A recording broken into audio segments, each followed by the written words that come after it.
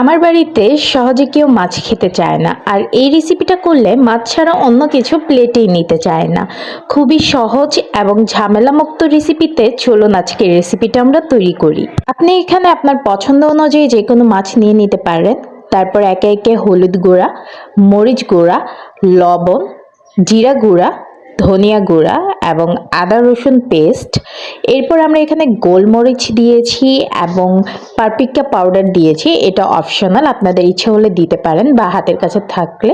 তারপর এখানে আমি সয়া সস দিয়েছি এবং কিছুটা তেল দিয়ে দিয়েছি।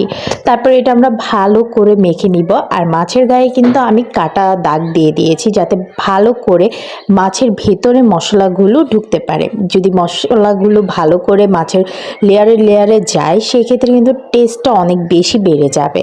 এই রেসিপিটা কিন্তু বাসায় অবশ্যই ট্রাই করবেন। যাদের বাসায় একদমই মাছ খেতে চায় না তারা কিন্তু এটা ট্রাই করতে পারেন, যেহেতু ঘরে থাকা সব মশলা দিয়ে আমরা সহজে এই মাছের রেসিপিটা করে ফেলতে পারবো।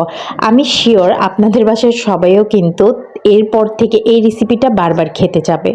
এরপর আমরা কড়াইতে বা ফ্রাই প্যানে তেল গরম করে তারপর মাছটা দিয়ে দিব। মাছটা ভালোভাবে ভেজে নিব।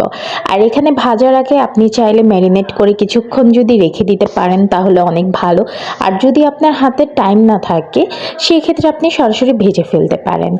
আর ভাজার ক্ষেত্রে অবশ্যই একটু ধৈর্য নিয়ে আস্তে ধীরে ভাজতে হবে এবং সময় নিয়ে ভাজবেন যাতে ভিতরে ভালোভাবে মাছটা কুক হয়ে যায়। অনেক সময় দেখা যায় যে আমরা মাছ ভেজে ফেলেছি বাট ভিতরে কিন্তু একটু কাঁচা কাঁচা থেকে যায়, সেই ক্ষেত্রে একটু ধৈর্য সহকারে সময় নিয়ে ভাজতে হবে। মাছ ভাজা হয়ে গেলে আমরা এটা প্লেটে সার্ভ করে আমাদের ইচ্ছে অনুযায়ী আমরা ডেকোরেশন করে নিব।